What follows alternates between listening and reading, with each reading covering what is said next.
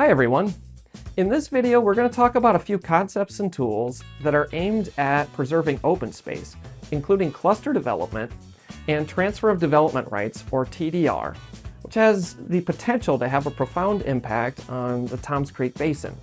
Now, I know these are pretty jargony terms, but really it just involves taking an amount of development that could be spread over a large area and instead concentrating that same amount of development in a smaller area so that other places can be preserved as open and natural, and doing that in a way that compensates all landowners.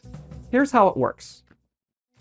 Let's say a property has 100 acres and current zoning allows 100 units to be built.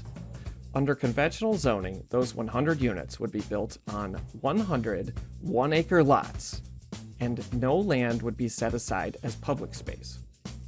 Through cluster zoning, those 100 units could be shifted or clustered on half of the land, leaving the remaining 50 acres open and natural. The problem is that, in reality, with cluster development alone, the land is often sold from multiple landowners to multiple developers, so the result is often many smaller developments with a mix of housing and open space. So while half the open space is preserved, it is often not contiguous or connected, and often doesn't preserve beautiful views or environmentally sensitive areas the way a larger amount of contiguous open space could. That's where transfer of development rights comes in.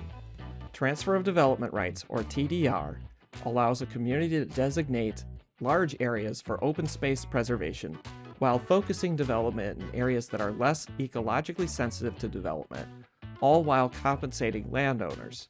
TDR carves out large sending zones where land can't be developed, but where property owners can sell their development rights to be used in designated areas called receiving zones. Developers working in receiving zones can buy additional development density from designated sending zones. TDR allows us to consider other types of development scenarios that aren't possible with conventional or cluster zoning. For example, those 100 housing units we were discussing could be further concentrated into, say, 25 acres, leaving 75 acres set aside as open space.